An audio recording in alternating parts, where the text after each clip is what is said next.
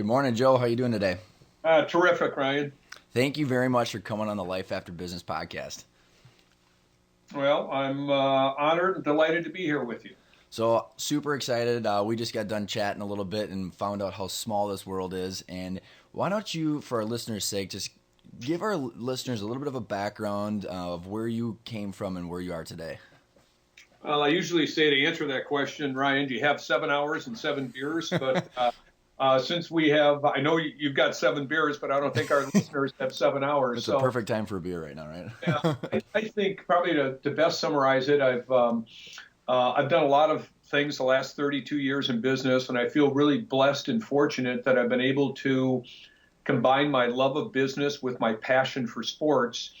And early in my career, I owned 4 different manufacturing companies, ran them, sold them, and it really provided some opportunities for me to delve into the sports world. So I was president of the Wisconsin Sports Authority here in Wisconsin, kind of the sports commission for the state.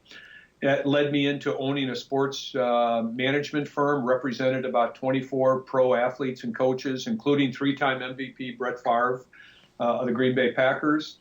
But what I realized early on was that I needed to help some of these athletes figure out what they wanted to do in their life after football, which really coincides with your theme, life after business. And so I started looking at small companies for these athletes and coaches to buy that when they were done, they'd have purpose and a place to go. And some of them could leverage and use their sports persona. So I worked with an investment banking firm here in Wisconsin. Long story short, I ended up buying a third of the investment banking firm and did mergers and acquisitions for like a decade and a half. But in this process, I've done a lot of other things too. I've sat on 28 boards of directors. And about, I don't know, 6 or 7 years ago, I kind of had this smoldering discontent inside saying, you know, I got a nice family, I've had a great career, but something's not quite right. And it wasn't pathological. It wasn't like I was an alcoholic. I wasn't on drugs. But something was sort of scratching. There was an itch that I had to scratch. And as one of your previous interviewees, Lloyd Reeb, calls this from the Halftime Institute, a smoldering discontent. And so what it made me do, Ryan, is to hit the pause button. And I ended up writing a book about 6 years ago called Networking is a Contact Sport. And basically, I wrote it for my kids. I ended up publishing it, and it made the New York Times bestseller list. So everyone thought I knew what the hell I was talking about. So I got on the speaking tour, and about a year and a half ago, I left the investment banking firm because I'm on the road speaking. I've developed training programs. I wrote a second book called Moving the Needle. It's to help people get clear, get free, and get going in their career, business, and life.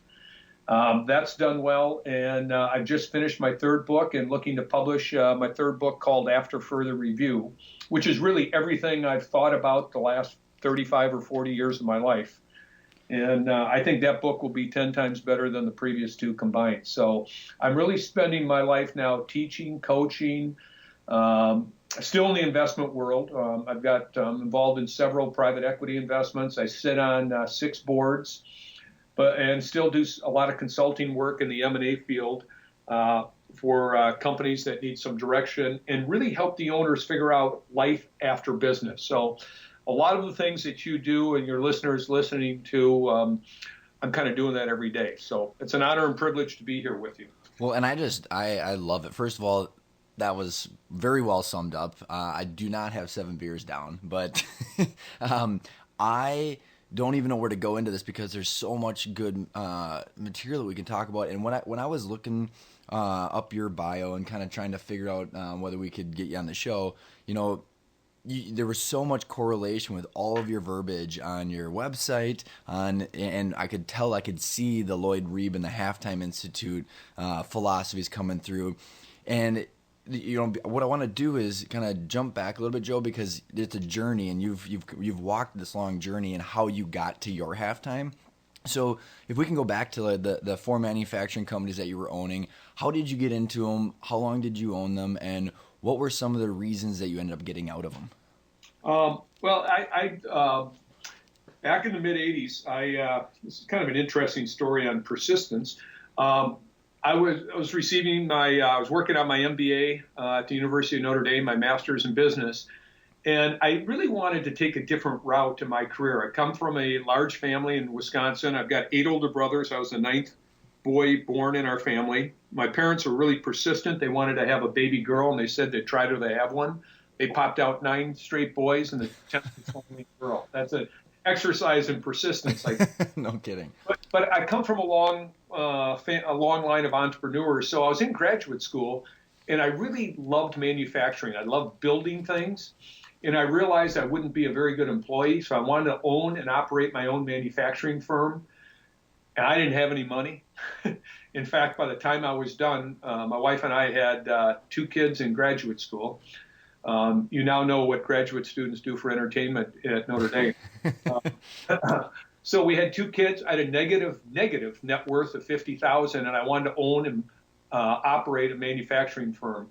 So Ryan, for 2 years, every Friday and Saturday night, I went to the library and I built a manual database. I couldn't Google. There weren't Google things back then, of small privately held companies between Chicago and Minneapolis, because my wife and I are from Wisconsin. We come from massive families, and this is where we wanted to settle.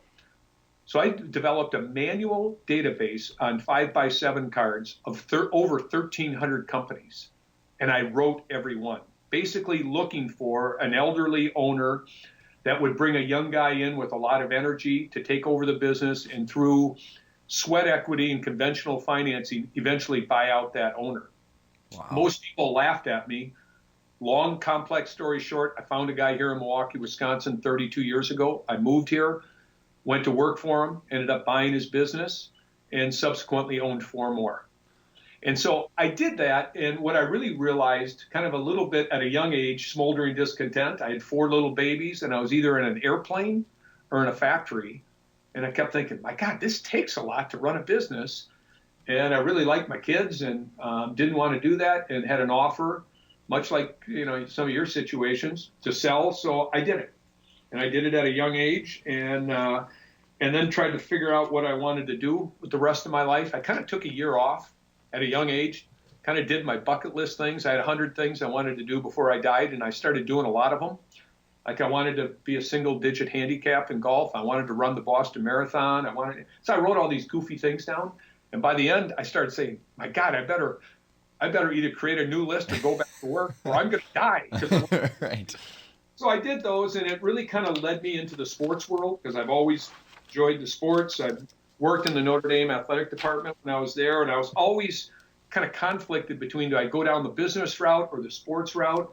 And so for about a decade and a half, I got into the sports world with the Sports Authority here, and then met Brett Favre, started a sports management company, and then, as I mentioned in the intro, was looking for companies for my clients to buy, and it led me to the investment banking world.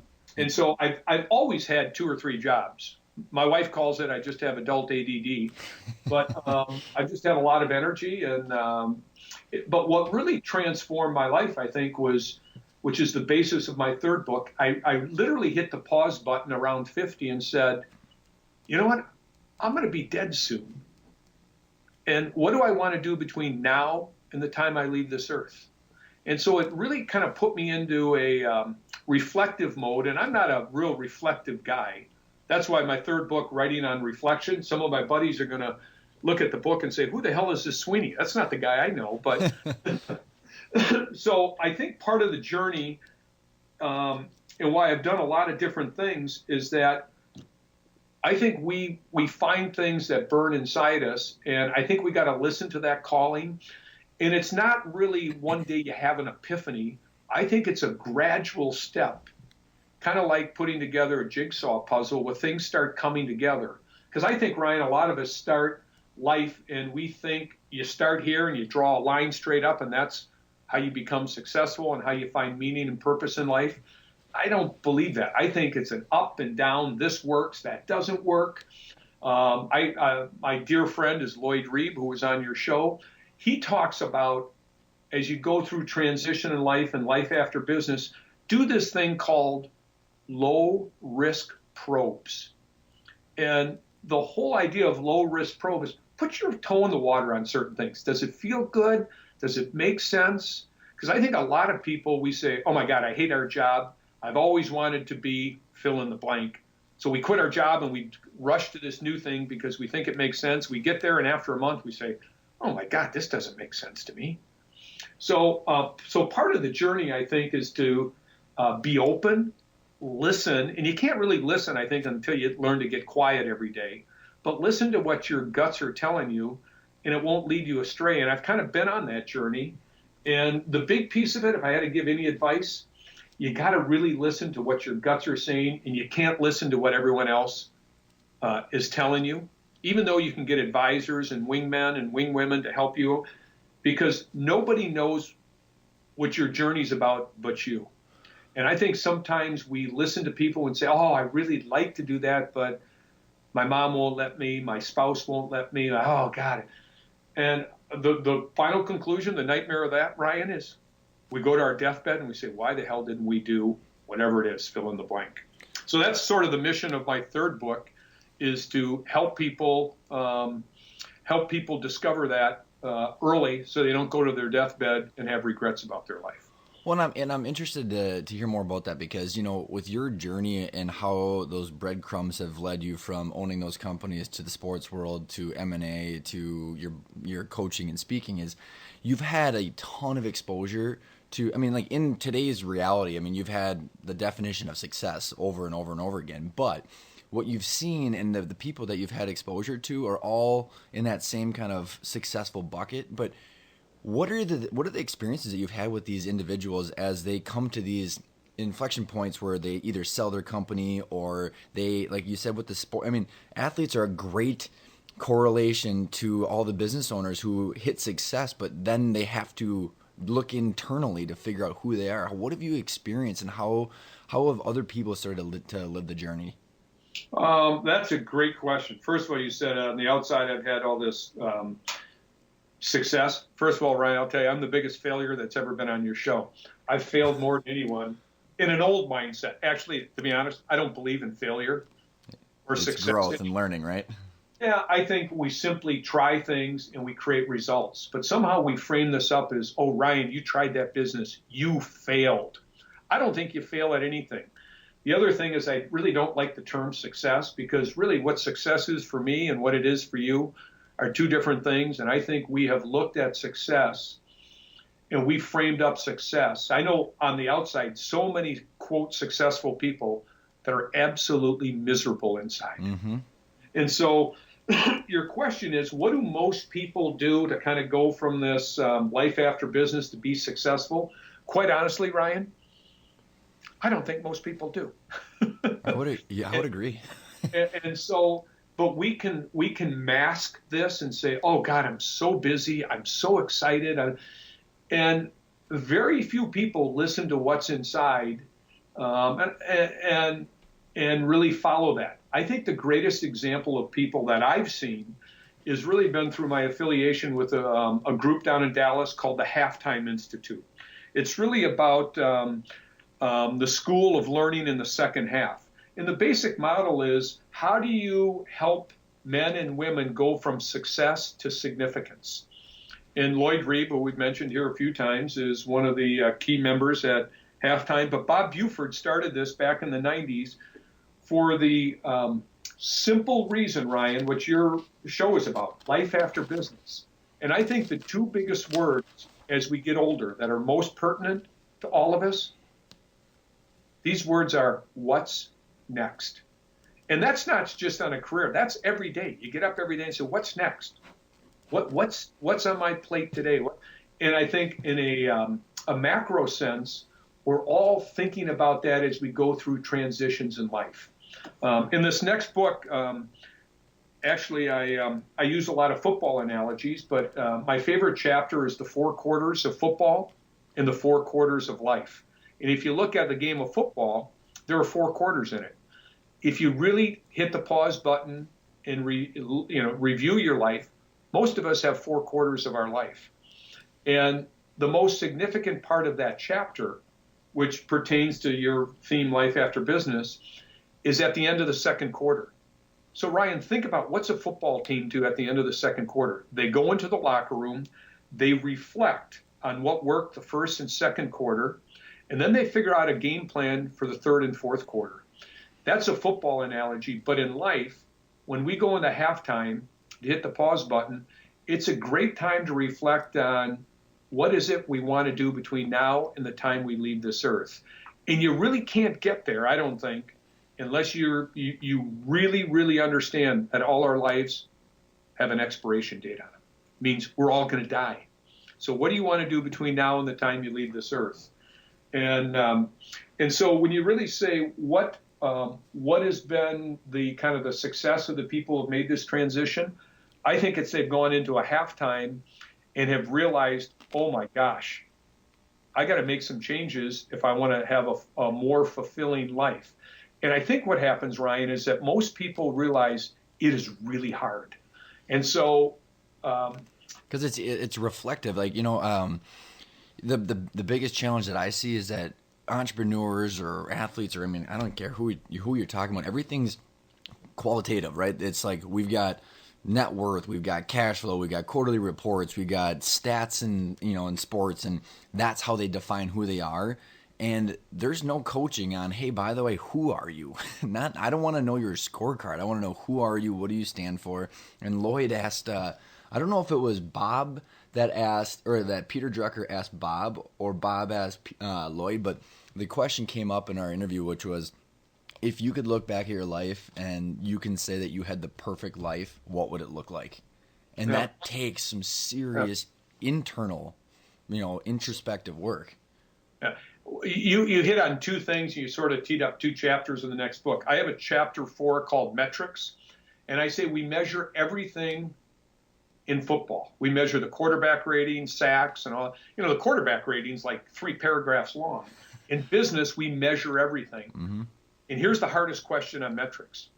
Ryan, if your life turned out really great, what metrics would you use? That's no question. Clue. So I have a chapter that helps the reader work through that.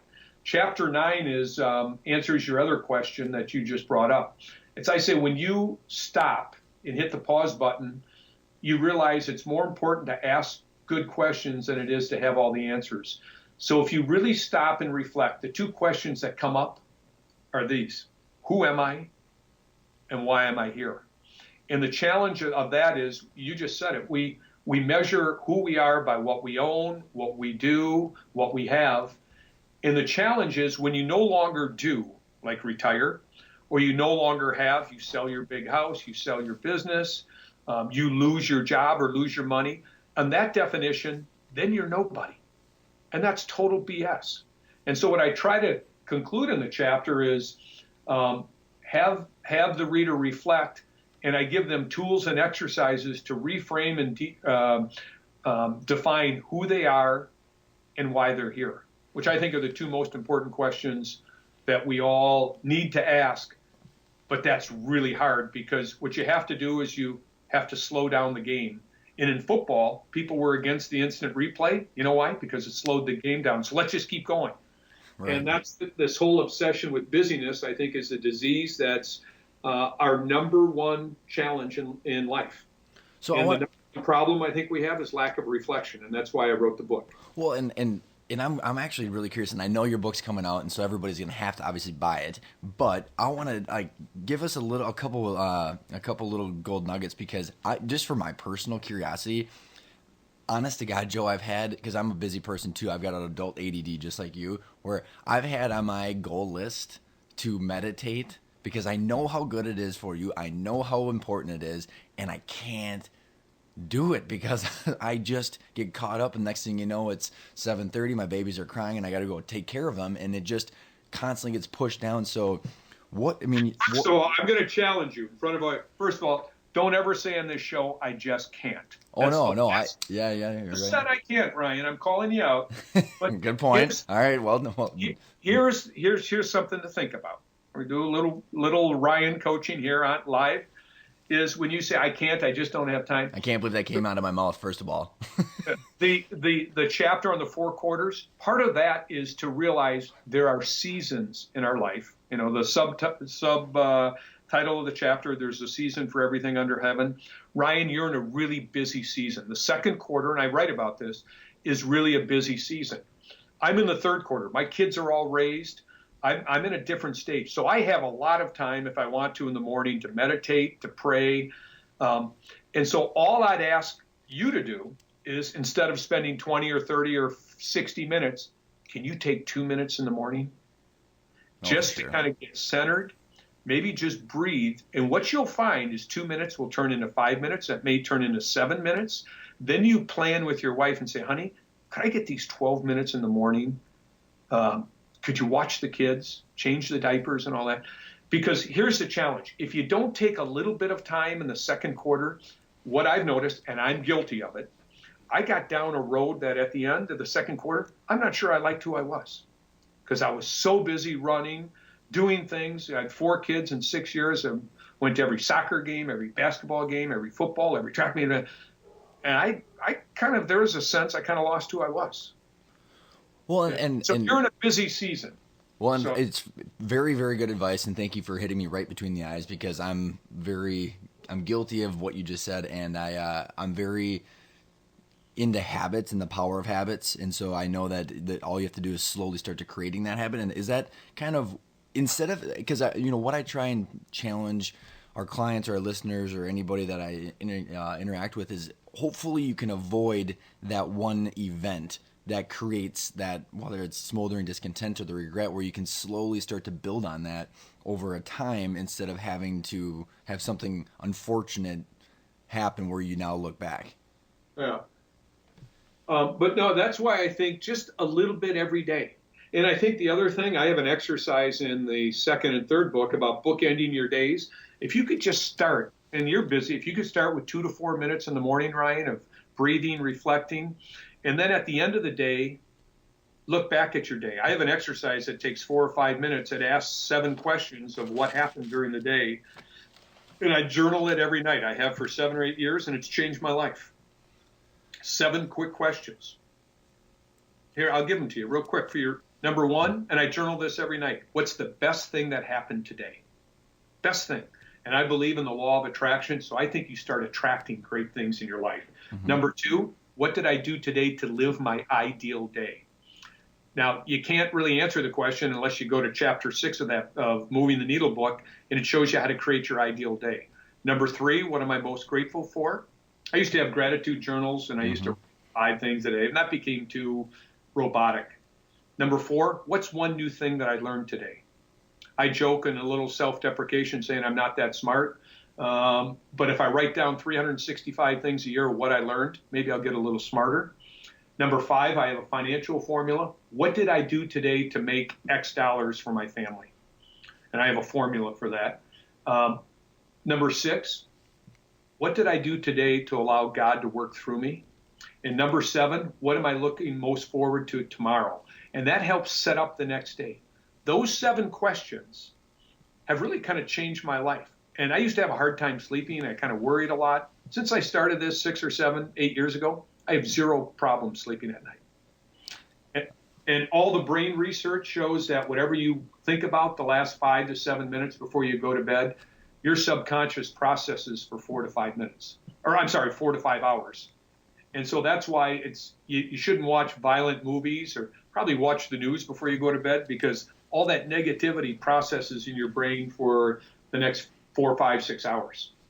Well, and what I like about that, it's very, you can execute it. It's executable because you can actually go through, and I think that's the biggest thing in today's world. I mean, I'm a big follower of like the Tim Ferriss and all these podcasts where everybody, and Tony Robbins, all these people are pushing the meditation, but there's no like, okay, we'll just sit down and be quiet, or like listen to something. Where if you actually can reflect and you've got a framework for what you should be thinking about, because what you're doing is you're training your mind.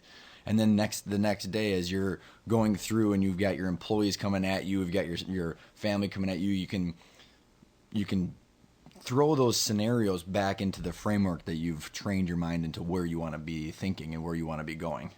Right. So right. I'm curious, as you're with all the different exposures that you've had with all these quote unquote successful individuals, did you see or come across people that were doing this really well that you were able to see that in them, or do you have examples of people that didn't do this and were very successful in today's terms, but you watched kind of the disaster happen? I'm just kind of curious on what are some of the stories that stick out to you? Well, I think some of the best success stories, I've mentioned this earlier, are people who've worked through the halftime experience at the Halftime Institute.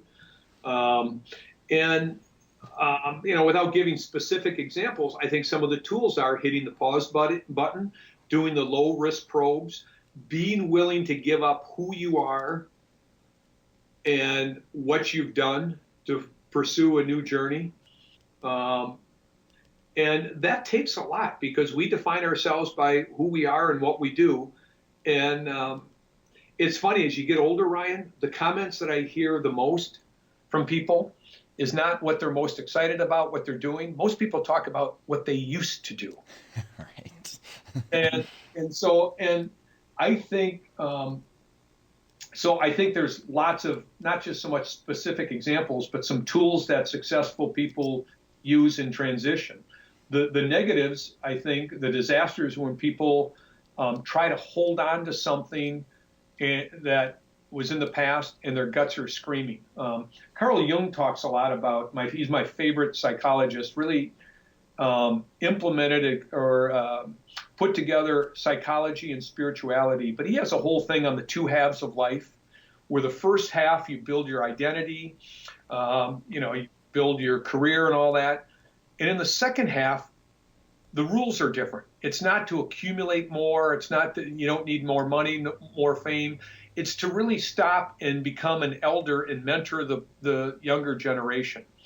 I think the challenge we have and where people really fall is as you finish the first half of your life, go in the locker room, hit the pause button, many of us think it's too hard. So what we do in the second half is just more of what we did in the first half. Like if your goal is to make a lot of money in the first half and you hit the pause button and say, I got enough, but it's kind of scary to do some things and get out of my comfort zone. So second half, I'm just going to make more money. Then I'll be, or if I get more publicity or more power or more fame. And it isn't about that. And if you look at people who've done this successfully, here's what you notice. Two things. Number one is you lose power in the second half, but you gain influence. And to me, success in the first half, if you think about it, I'm not saying this is right or wrong. The first half of life, we measure success, Ryan, in the things that we can see. Mm-hmm. Cars, boats, homes, titles. And in the second half, I think success is really measured on the things you can't see. Respect, dignity, pride, serving others. I think a guy who's really done a good job of this, and I don't ever want to bring up politics, but and this is not a political statement, but Jimmy Carter. I think Jimmy Carter in his second half did much more good than he did when he was even president. Now, people can argue that, but he's really found a purpose in the second half. And I believe it was Jimmy who said Jimmy Carter said, success in the second half is really measured on the things you can't see.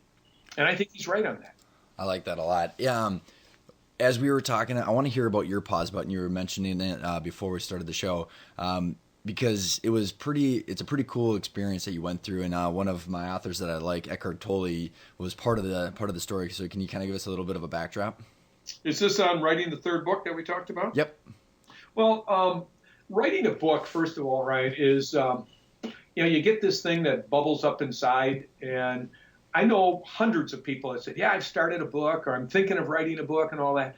To go from I'm thinking to I've started to completing and publishing is like 1,000 miles away from each other. And a lot of people have this idea, but in a lot of ways, it is freaking petrifying because you've got all this stuff that's building up inside. You put it together. You work on it for years, and then all of a sudden you finish it. Then you're going to release it to the world.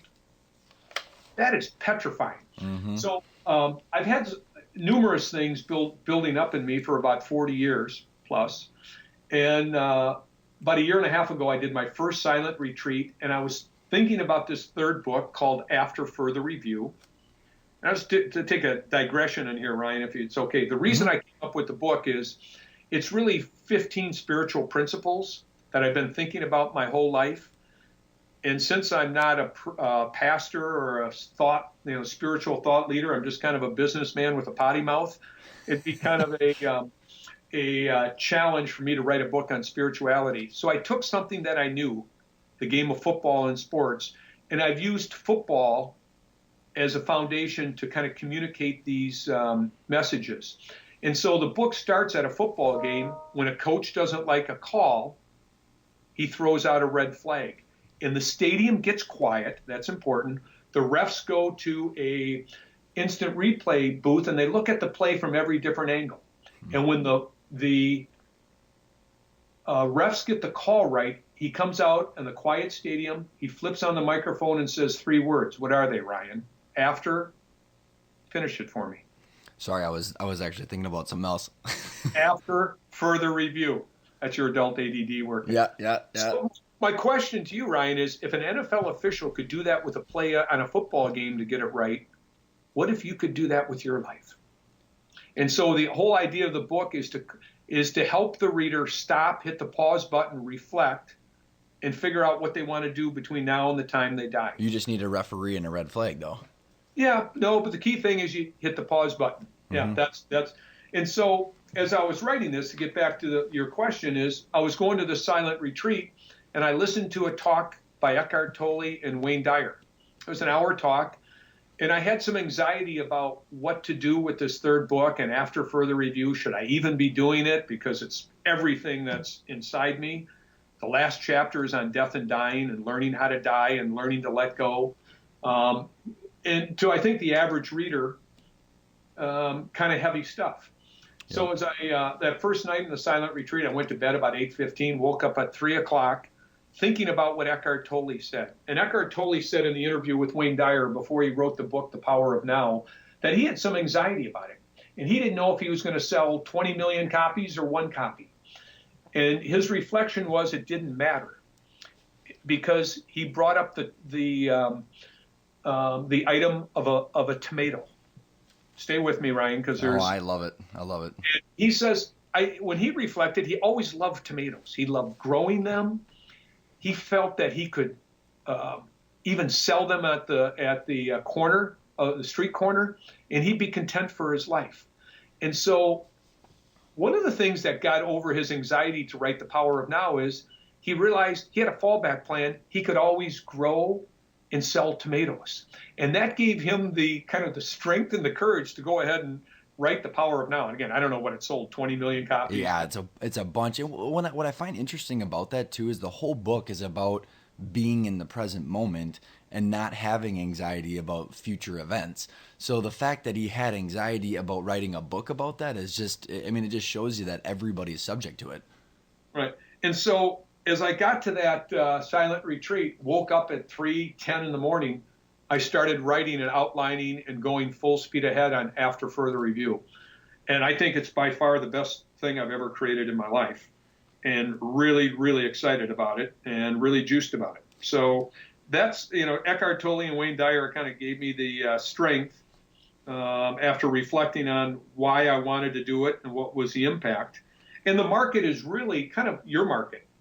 I would say, now, every author thinks everyone can be helped by their book, but if you really look at it, I think it's really kind of men between the ages of 40 and 65 that are experiencing some level of smoldering discontent, and they're probably heavy on sports and a little light on spirituality. But there's 100 million people that follow the NFL and college football, so I think we're going to be able to hit them home right where they're thinking all day long. Yeah, and if somebody was kind of experiencing the smoldering discontent and they read a book on spirituality, they may not even pick it up.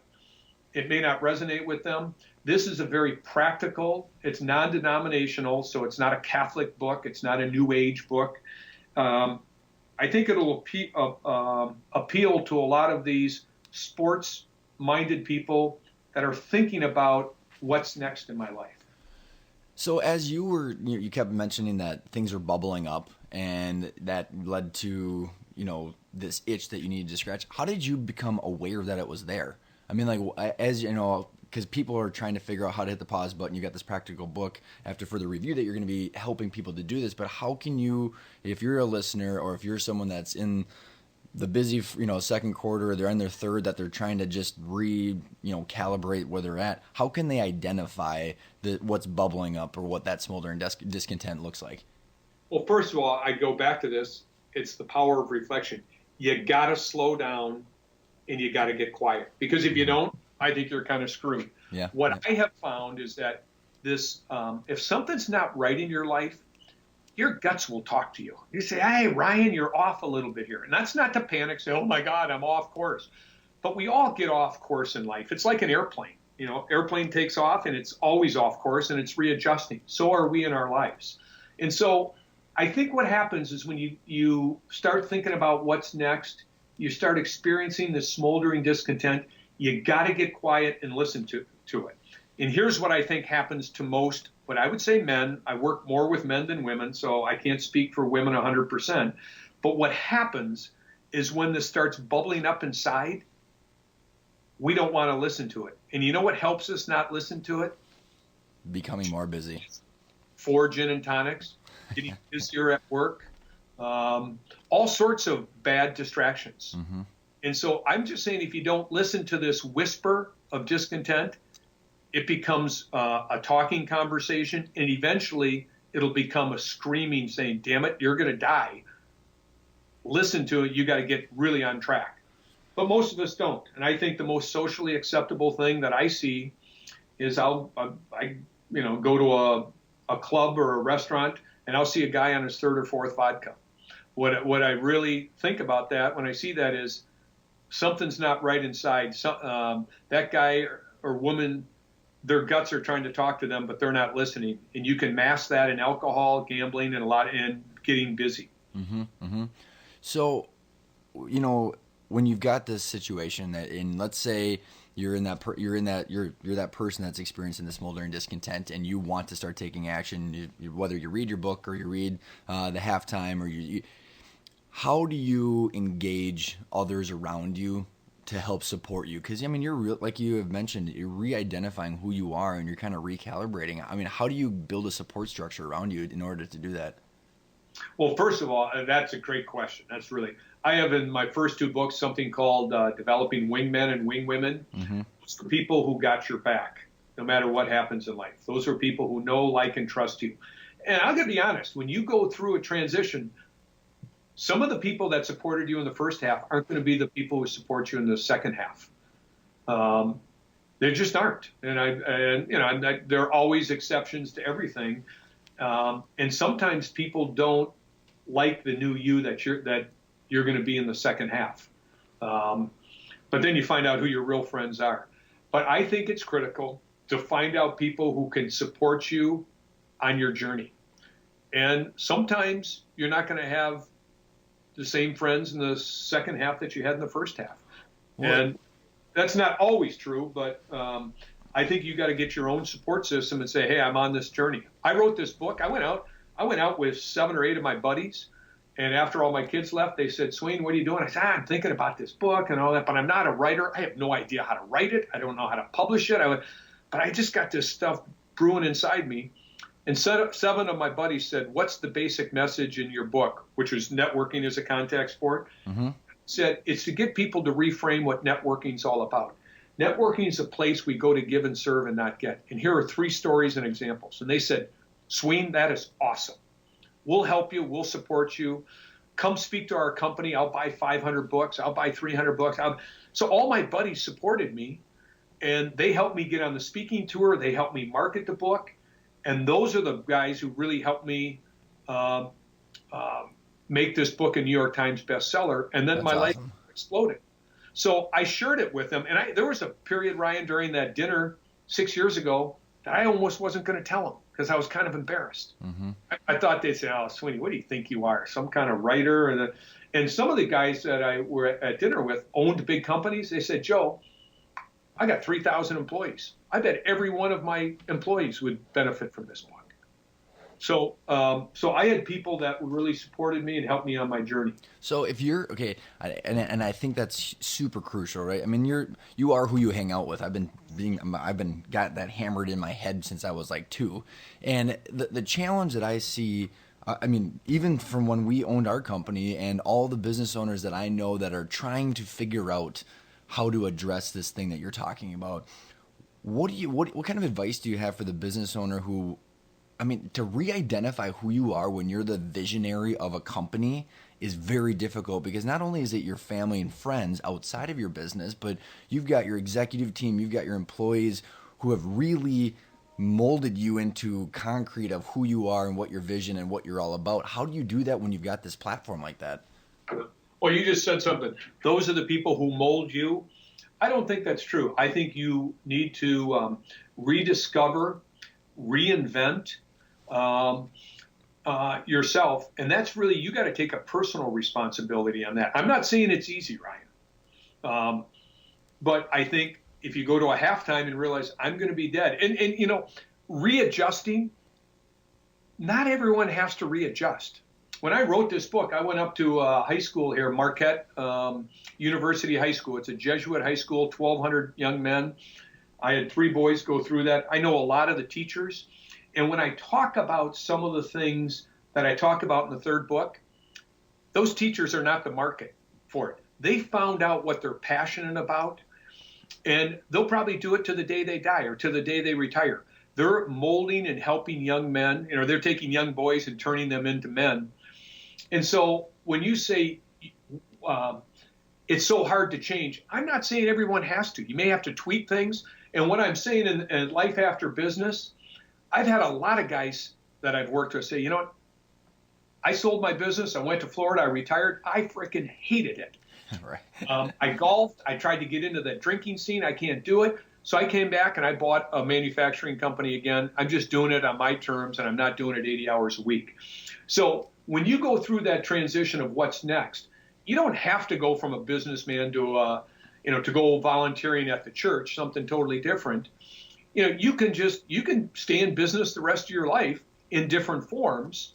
Maybe instead of just retiring and going to Florida, maybe you stay involved in mentoring young business executives, if that's what you love. But it's not this whole transformation that, I was doing this, now I'm doing something 180 degrees different. It might be just tweaking things. I'm on 6 boards, as I mentioned.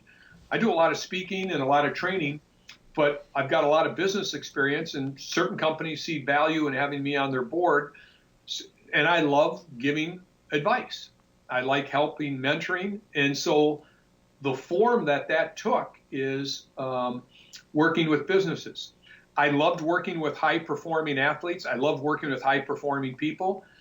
Ryan, we haven't talked about this, but for 3.5 years, I put together a transitional training program for the United States Navy SEALs. And so this year, I'm going 2 weeks in San Diego, 2 different times, and 2 different times in Virginia Beach.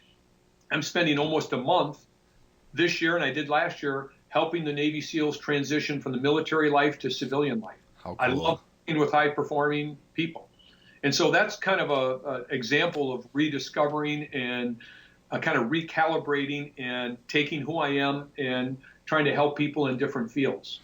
I love it. And as I was talking to Lloyd about this, you had mentioned it already, Joe, where we were talking about dipping your toe in the water, where I think a lot of these business owners, because it is difficult to rediscover who you are, instead of just emotionally letting the emotions run the journey and just quickly selling because you want to do all this, like taking the pause button, reflecting on who you are, and trying to dip your toe in the water and use your business as a platform. And you've got it on your website, and Lloyd mentioned it in his TED Talk as well as his website.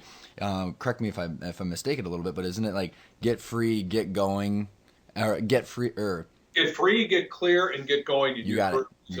And you can't do that. You can't get clear, I think, unless you get quiet. Right.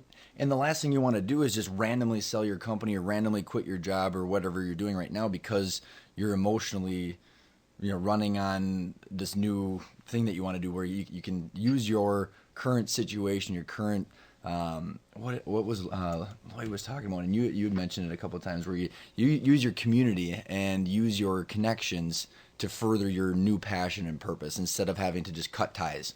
Right.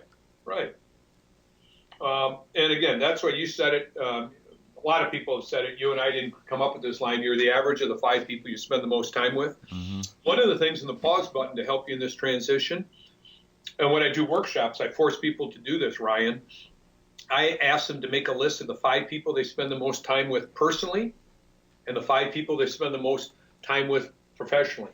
Then analyze and put a plus or minus after those people. A plus is they energize me. A minus is they drain you. And this exercise scares the heck out of people because if you're brutally honest, out of the 10 people you write, 3 of them you have to dump. And that's scary for a lot of us. It really scares a lot of us. But as you make this transition, you got to figure out who's on your team. Lloyd will talk about when he went on this journey, there were some people that said, Lloyd, if you do this, you'll no longer be a member at the country club. And he kind of said, I don't give a damn about that. Right. I'm trying to find my life's purpose and meaning. And those are people he didn't hang out with in the second half.